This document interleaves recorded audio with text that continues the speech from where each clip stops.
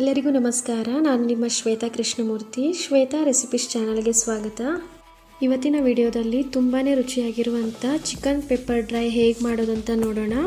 Recipe ಶುರು ಮಾಡೋಕ್ಕಿಂತ ಮುಂಚೆ ಯಾರೆಲ್ಲ ಇನ್ನೂ ನನ್ನ ಚಾನಲ್ನ ಸಬ್ಸ್ಕ್ರೈಬ್ ಮಾಡಿಲ್ವೋ ಸಬ್ಸ್ಕ್ರೈಬ್ ಮಾಡ್ಕೊಳ್ಳಿ. ಹಾಗೆಯೇ ಬೆಲ್ ಬಟನ್ ಪ್ರೆಸ್ ಮಾಡಿ ನೋಟಿಫಿಕೇಷನ್ನ ಆನ್ ಮಾಡ್ಕೊಳ್ಳಿ.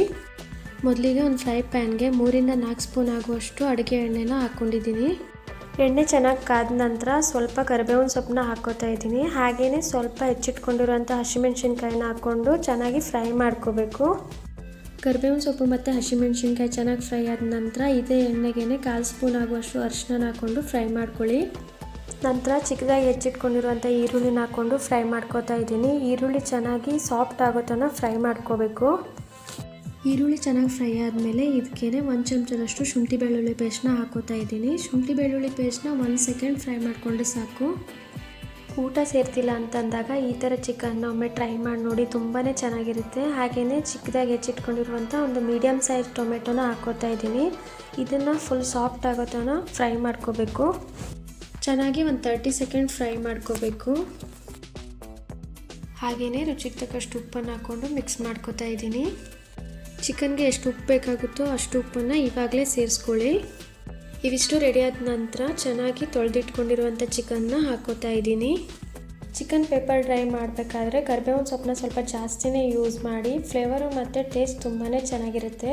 ಹಾಗೆಯೇ ಚಿಕನ್ನ ಚೆನ್ನಾಗಿ ಮಿಕ್ಸ್ ಮಾಡಿಕೊಂಡು ಒಂದು 10 ರಿಂದ 15 ನಿಮಿಷ ಮೀಡಿಯಮ್ ಫ್ಲೇಮಲ್ಲೇ ಬೇಯಿಸ್ಕೋಬೇಕು. ಈ ಥರ ಮಧ್ಯೆ ಮಧ್ಯೆ ಚೆಕ್ ಮಾಡ್ತಾ ಇರಿ, ಇಲ್ಲಾಂತಂದರೆ ಸೀದೋಗೋ ಚಾನ್ಸಸ್ ಇರುತ್ತೆ. ಹೊರಗಡೆ ತಿನ್ನೋದಕ್ಕಿಂತ ಮನೇಲೇ ಈ ಥರ ಚಿಕನ್ ಮಾಡಿ ತುಂಬಾ ಚೆನ್ನಾಗಿರುತ್ತೆ.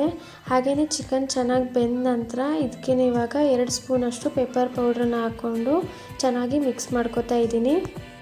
ಪೆಪ್ಪರ್ ಚಿಕನ್ ಡ್ರೈಗೆ ಪೆಪ್ಪರ್ ಪೌಡರೇ ಇಂಪಾರ್ಟೆಂಟ್ ಆಗಿರುತ್ತೆ. ನಾನು ಮನೇಲಿ ಮಾಡಿರುವಂಥ ಪೆಪ್ಪರ್ ಪೌಡರ್ನ ಯೂಸ್ ಮಾಡಿದ್ದೀನಿ. ಹಾಗೆಯೇ ಇವಿಷ್ಟನ್ನು ಚೆನ್ನಾಗಿ ಮಿಕ್ಸ್ ಮಾಡ್ಕೊಂಡ ನಂತರ ಒಂದು 1/4 ಚಮಚದಷ್ಟು ಸೋಯಾ ಸಾಸ್ನ ಹಾಕ್ಕೋತಾ ಇದ್ದೀನಿ.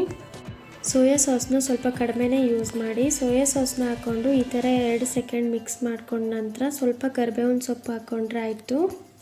ತುಂಬಾ ರುಚಿಕರವಾಗಿರುವಂಥ ಚಿಕನ್ ಪೆಪ್ಪರ್ ಡ್ರೈ ರೆಡಿಯಾಗಿರುತ್ತೆ. ನಿಮಗೇನಾದರೂ ಖಾರ ಕಡಿಮೆ ಅಂತ ಅನಿಸಿದ್ರೆ ಪೆಪ್ಪರ್ ಪೌಡರ್ನ ಆ್ಯಡ್ ಮಾಡ್ಕೋಬೋದು. ಮತ್ತು ಇದನ್ನು ಬ್ಯಾಚುಲರ್ಗಳು ಕೂಡ ಮಾಡ್ಕೋಬೋದು ಸಿಂಪಲ್ಲಾಗಿ. ಅಡುಗೆನ ಯಾರಾದರೂ ಹೊಸದಾಗಿ ಕಲಿತಿರೋರೆಲ್ಲ ಈಸಿಯಾಗಿ ಈ ಥರ ಚಿಕನ್ನ ಮಾಡ್ಬೋದು. ಹಾಗಾದರೆ ಇವತ್ತಿನ ಈ ರೆಸಿಪಿ ನಿಮಗೆಲ್ಲ ಇಷ್ಟ ಆಗಿದೆ ಅಂತ ಅಂದ್ಕೋತೀನಿ. ಇಷ್ಟ ಆಗಿದ್ದರೆ ನಿಮ್ಮ ಅನಿಸಿಕೆನ ಕಮೆಂಟ್ ಮೂಲಕ ತಿಳಿಸಿ.